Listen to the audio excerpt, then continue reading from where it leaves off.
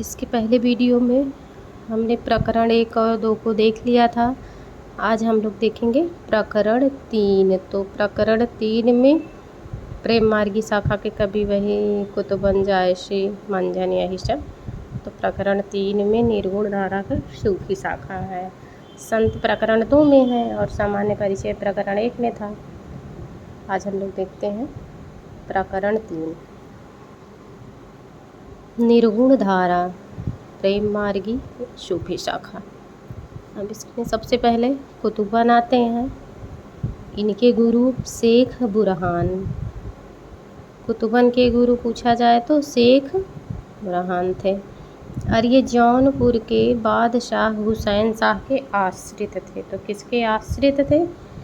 जौनपुर के बादशाह हुसैन शाह के ये आश्रित थे। अब देखते हैं कुतुबन की रचना है मृगावती, जो दोहा चौपाई में लिखी गई है और इसमें राजकुमार और मृगावती की कहानी है। चंद्रनगर के राजा गणपति देव के पुत्र राजकुमार थे और कंचनपुर के राजा रूप मुरारी की कन्या मृगावती थी। तो चंद्रनगर गणपति देव के पुत्र राजकुमार थे और कंचनपुर रूप मुरारी मृगावती थी, रूप मुरारी की कन्या। हम देखते हैं मृगावती जो थी ये उड़ने की विद्या जानती थी। राजकुमार जो आखेट के समय हाथी से गिरकर मारा गया था, इसकी ऐसी कहानी है। इसको आप डिटेल में पढ़ लीजिएगा शुक्ल की बुक से। अब थोड़ी सी पंक्ति देख लेते हैं। रुक्मणी पुण्य वैसी मर गई, कुलवंती सत सो सती भई। बाहर वह भीतर वह होई, घर बाहर को रहा न जेई। विधि का चरित न जाने आनु, जो सिर जा सो जाहि नहीं मानु। ये पंक्ति है मृगावती की। फिर आ जाते हैं मंझन। मंझन ने मधुमालती लिखा। ये मिर्ज़ापुर के थे। मंझन जो थे ये चुनार मिर्ज़ापुर के थे और जौनपुर के थे कुतुबन थे और मिर्ज़ापुर के मंझन थे जिन्होंने मधुमालती लिखा। मृगावती के समान 5 चौपाई मतलब ये अर्धाली पर एक दोहा, 5 अर्धालियों पर एक दोहा इसमें भी है मंझन के मधुमालती में। अब मधुमालती का जो नायक है वो मनोहर है। तो इसमें 2 नायक और 2 नायिका हैं, प्रेमा और ताराचंद, मधुमालती और मनोहर। मधुमालती की माता थी रूपमंजरी, जिन्होंने श्राप दे दिया था जिससे मधुमालती जो है वो पंछी बन गए थे। यह इसकी कहानी है। अब देखिए यहाँ से एक जो प्रश्न बनता है, बहुत ही अच्छा सा प्रश्न आएगा कभी अगर बना तो। कवि ने नायक नायिका के अतिरिक्त उपनायक उपनायिका की भी योजना किसमें की है? तो नायक के अतिरिक्त उपनायक और नायिका किसमें है? तो वही मधुमालती में है, क्योंकि मधुमालती मनोहर और प्रेमा ताराचंद इसमें उपनायक भी हैं। अब देखिए देखत ही पहचान तो ही यही रूप जहि छदरियो मोही। यही रूप बुत अहय छपाना, यही रूप रब सृष्टि समाना। ये मधुमालती की पंक्ति है। देखत ही पहचान्यो तो ही, यही रूप जेहि छदरियो मोही। यही रूप बुत अहय छपाना, यही रूप रब सृष्टि समाना। ये अच्छी की पंक्ति है। फिर इन्हीं की एक पंक्ति देख लेते हैं। यही रूप शक्ति और शिव, यही रूप त्रिभुवन कर जीव। यही रूप प्रगटे बहुभेषा, यही रूप जग रंक नरेशा। तो ये मंझन की पंक्ति है। फिर अगली पंक्ति देख लेते हैं। बिरह अवधि अवगाह अपारा, कोटि माही एक परय न तारा। बिरह की जगत अविरथा जाई, बिरह रूप यह सृष्टि सबाई। नयन बिरह अंजन जिन सारा, बिरह रूप दर्पण संसारा। कोटि माही बिरला जग कोई, जाहि शरीर बिरा दुख होई। ये सब पंक्तियाँ मधुमालती की हैं। फिर देख लेते हैं आगे एक पंक्ति है। रतन की सागर सागर ही, गज मोती गज कोई। चंदन की बन उपजय, बिरह की तन तन होई। ये सब मंझन के द्वारा लिखी गई पंक्तियाँ हैं। फिर आगे देख लेते हैं। विक्रम धसा प्रेम के बारा, सपनावती कह गयऊ अपारा। मधु पाँच मुग्धावति लागी, गगनपुर हुई गा बैरागी। राजकुंवर कंचनपुर गयऊ, मृगावती कह जोगी भयऊ। साधे कुंवर खंडावत जोगु, मधुमालती कर लीन वियोगु। प्रेमावती कह सरवर साधा, उषा लागे अनिरुद्ध बर बांधा। ये देखिए जायसी की पंक्ति है। ये विक्रम धसा प्रेम को बारा, सपनावती कह गयो पतारा, तो ये जायसी की है। जबकि इसमें मृगावती, मधुमालती ये सब आया है, क्योंकि ये सब पद्मावत के पहले लिखी गई हैं।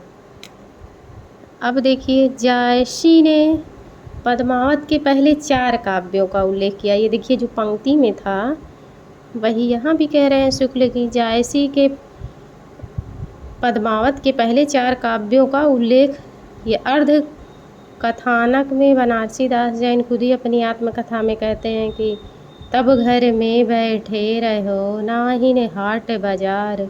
मधुमालती मृगावती पोथी दो उचार, इसका उन्होंने भी जिक्र किया है। फिर देख लेते हैं मुग्धावती, मृगावती, मधुमालती और प्रेमावती। मधुमालती के साथ मनोहर का नाम नहीं मिलता, इसमें खंडावत है, ये शुक्ल जी कहते हैं। हमें ये पंक्ति ध्यान देना है। रतन की सागर सागर ही और विक्रम धसा प्रेम को बारा, ये जो है मंझन की है, ये जायसी की है।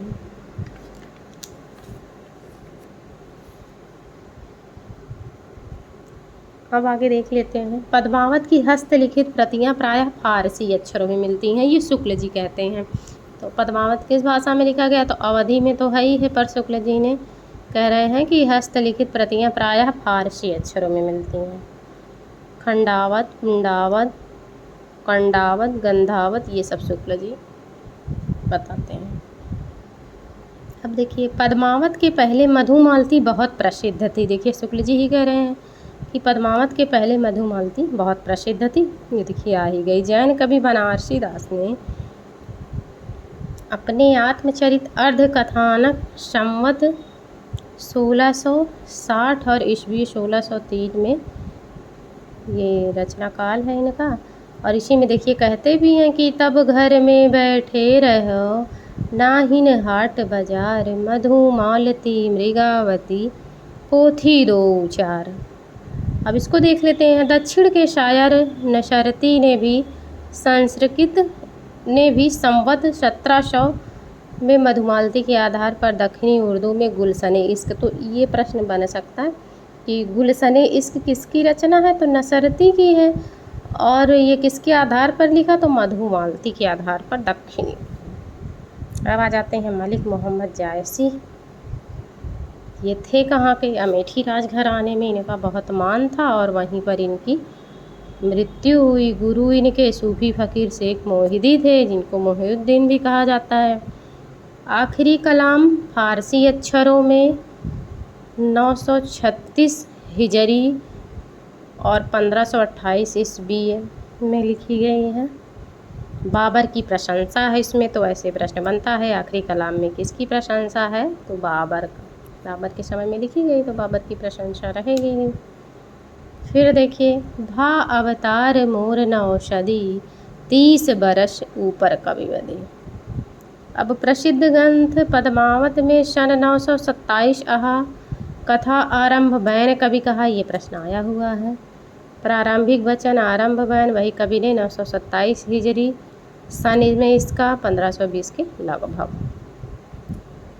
अब पद्मावत की शैली में है तो मसनवी शैली 1540, और इसमें शेरशाह की प्रशंसा है। आखिरी कलाम में बाबर की प्रशंसा और पद्मावत में जो है शेरशाह की प्रशंसा की गई है। एक पंक्ति भी है, शेरशाह दिल्ली सुल्तानु, चारहु खंड तपय जस भानु। पद्मावत का बंगला अनुवाद अराकान राज्य के वजीर मगन ठाकुर आलोम जाला ने सन 1650 ईस्वी के आसपास कराया था और उसमें भी 927 आहा है। तो पद्मावत का बंगला अनुवाद आराकान राज्य के वजीर मगन ठाकुर ने सन 1650 ईस्वी के आसपास किस कवि से कराया था? तो आलो उजाला नामक कवि से कराया था। ये प्रश्न 2021 टीजीटी में आया हुआ प्रश्न है। अब देखिए, बाई दिस तजा इक सरवन इक कान। अब देखिए, जो जायसी थे उनकी जो बाई आँख और बायां कान था, वो कहते हैं कि बाई आँख से उन्हें दिखता नहीं था और बाएं कान से सुनाई नहीं देता था। एक आँख के काने थे, देखने में कुरूप थे। तो शेरशाह ही इनके रूप को देखकर हंसता था, वही मोहि कहा हंसई की कोहरई। ये 2013 में आया हुआ था पीजीटी में। मोहि कहा हंसई की कोहरई, शेरशाह इन्हें देख करके हंसा था, उसी पर इन्होंने ये पंक्ति कही थी। देखिए, यहाँ से प्रश्न हर बार लगभग बनता ही है। कभी पद्मावत की शैली, मसनवी में किसकी प्रशंसा, शेरशाह की प्रशंसा, फिर आखिरी कलाम किसकी प्रशंसा, बाबर की, फारसी भाषा में हिजरी शम, मतलब कुछ भी करके यहाँ से पूछ लेता है। फिर एक बार आया था यहाँ से सन 927 आहा, बैन कभी कहा। ये सारे प्रश्न आए हुए हैं। 21 में ये आया ही है आलो उजाला वाला। अब देखिए, इनकी 3 पुस्तकें प्रसिद्ध हैं। ये शुक्ल जी कहते हैं। कौन कौन सी? पद्मावत, अखरावट, आखिरी कलाम। इनकी और बहुत रचनाएं मिलती हैं, लेकिन शुक्ल जी जो हैं वो 3 ही मानते हैं। पद्मावत में शेरशाह सूरी के शासनकाल की है पद्मावत, और अखरावट में वर्णमाला के एक एक अक्षर को लेकर के लिखा गया है अखरावट में। आखिरी कलाम में क़यामत का वर्णन है और बाबर की प्रशंसा। कभी कभी दे देता है क़यामत का वर्णन किस में है, आखिरी कलाम में। वर्णमाला तो अखरावट में होगा।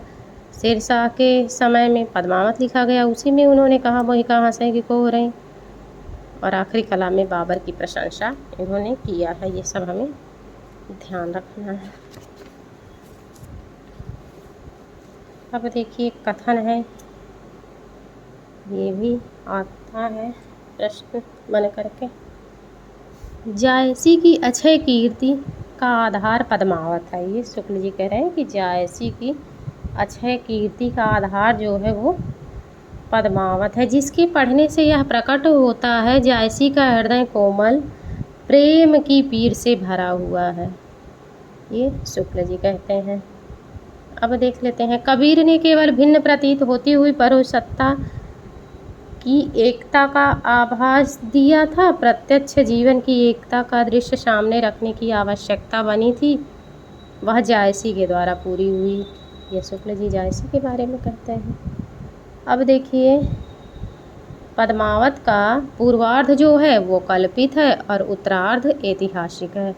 तो ऐसे प्रश्न बना होगा या बनेगा कि पूर्वार्ध कल्पित और उत्तरार्ध ऐतिहासिक, तो ये हमें ध्यान देना है। ये भी बहुत अच्छा सा प्रश्न है। फिर देख लेते हैं, पद्मावती थी कौन? तो ये गंधर्व सेन की पुत्री थी। हीरा मनतोता था। राजा रतन सेन राजा ही थे। ब्राह्मण को वही 1 लाख रुपए दे करके तोते को खरीदे थे। तो कितने लाख रुपए, हालांकि प्रश्न से बना नहीं है, फिर भी जानते रहना चाहिए। 1 लाख रुपए दे करके राजा रतन सेन ने ब्राह्मण से उस तोते को खरीदा था। अब देखिए, 16,000 कुंवर जोगियों के वेश में थे, वही जब वो जाते हैं पद्मावती से मिलने। अब देखिए, श्री पंचमी के दिन पद्मावती शिव पूजन के लिए, वही पद्मावती की कहानी यहीं से शुरू हो जाती है। ये सब शुक्ल किताब में बहुत अच्छा सा दिया हुआ है, उसको पढ़ लीजिएगा ढंग से आप लोग। तो नोट्स के रूप में जो लगा कि आना चाहिए वो हमने अपने तैयारी के समय बना करके रखा था, बस वही हमें लगा कि इसको किसी को कुछ लाभ हो जाए तो अच्छा है। राघव चेतन जो था वो रतन सेन की सभा में पंडित था। जो राघव चेतन था वो जो राजा रतन सेन थे उनकी सभा का वो पंडित था। यक्षिणी सिद्धि उसको प्राप्त हुई थी। और देखिए, इसी में गोरा बादल नामक 2 वीरों की कथा आती है। तो गोरा कौन है? वो चाचा था और बादल जो था वो भतीजा था। पद्मावत सबसे सरस प्रौढ़ ग्रंथ है, ये शुक्ल जी कहते हैं कि पद्मावत सरस और प्रौढ़ ग्रंथ है, तो इसे शुक्ल जी कहते हैं। फिर ये पंक्ति आ जाती है, इसको तो याद ही करके रखना चाहिए क्योंकि इनकी पंक्तियाँ कहीं न कहीं पूछी ही जाती हैं। तन चितौर मन राजा कीन्हा, हिय सिंघल बुधि पद मनि चीन्हा। गुरु सुआ जेहि पंथ दिखावा, बिन गुरु जगत को निर्गुण पावा। नागमती यह दुनिया धंधा, वाचा सोई न एहि चित बंधा। राघव दूत सोई शैतानु, माया अलाउ दीन सुल्तानु। तो इसमें देखिए चित्तौड़ जो है वो तन है का प्रतीक है, राजा हृदय का, सिंघल द्वीप जो है हृदय का था, राजा मन का था, और बुद्धि जो थी वो पद्मनी थी, पद्मावती थी। गुरु जो है वो तोता था ही, जेहि पंथ दिखावा, बिन गुरु जगत को निर्गुण पावा। नागमती ये दुनिया धंधा, और राघव जो था वो शैतान था, और माया अलाउद्दीन। ये सब देखिए कभी कभी पूछता है कि किसका प्रतीक कौन सा था, तो ये जानते रहना चाहिए। राजा जो मन का प्रतीक था, और तन चित्तौड़। फिर आगे देख लेते हैं।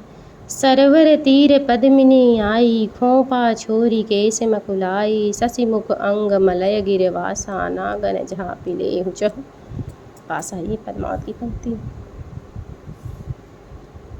भूलि चकोर दीठि मुख लावा, मेघ घटा मह चंद दिखावा। ये भी उसकी पंक्ति है। बरुनि बान यसो पह बेदे, रन बन दाख सौ जहि तब रोआ पाख तन पाख। ये भी उसी की पंक्ति है। अब ये देखिए, ये पीजीटी 2019 में आई हुई पंक्ति है। ओहि मिलान जो पहुँचे कोई, तब हम कहब पुरुष भल होई। बिच बिच नदी खौह नारा, ठावहि ठाव बैठ पावा। ये सब पंक्तियाँ आई हुई हैं। अब जायसी के बाद उस्मान आते हैं। इनका उपनाम सबसे पहले ध्यान रखना है, मान। इनका उपनाम जो था वो मान था, और इनके गुरु हाजी बाबा थे। ये गाजीपुर के थे, जहांगीर के समय में ये थे। पिता इनके शेख हुसैन। फिर इन्होंने उस्मान की रचना जो है वो चित्रावली है। अब देखिए, जब सूफी जो थे, इनकी एक विशेषता थी, जब ये अपने कोई काव्य को लिखना शुरू करते थे तो ये सबसे पहले तात्कालीन जो वहाँ का बादशाह होता था, राजा होता था, उसकी प्रशंसा करते थे। फिर हाजी बाबा की प्रशंसा, फिर पैगंबर, सब इनका जो भी था, और वहाँ के जो तात्कालीन राजा रहते थे उनकी प्रशंसा, सब ये लेकर के ये लिखते थे। तो इसमें भी जहांगीर था, हाजी बाबा की प्रशंसा में ये लिखी गई। आरंभ में कवि ने पैगंबर के 4 खलीफों बादशाह जहांगीर निजामुद्दीन हाजी बाबा की प्रशंसा में लिखी। तो उस्मान के गुरु हाजी बाबा, और इनका उपमान नाम जो था वो मान था। आदि हुता बिथ माथे चढ़ा, अक्षर चारि पढ़े हम सिखा। देखत जगत चला सब जाई, एक वचन पर अमर रहा। ये सब पंक्तियाँ उस्मान की हैं। बलम दीप देखा अंग्रेजा, जहाँ जाई तहाँ कठिन करेजा। ऊंच नीच धन संपत्ति हेरा, मद बराह भोजन जिन हेरा। ये बलम दीप देखा अंग्रेजा वाली पंक्ति उस्मान की चित्रावली से है। अब देख लेते हैं, जायसी के पहले कवियों ने 5-5 चौपाइयों अर्धालियों के बाद दोहा रखा। अब जायसी के पहले जितनी भी रचनाएं लिखी गई वो 5 अर्धालियों पर था, पर जायसी ने 7 अर्धालियों पर एक दोहा रखा, और उस्मान और जायसी दोनों ने 7-7 चौपाइयों के बाद दोहा रखा।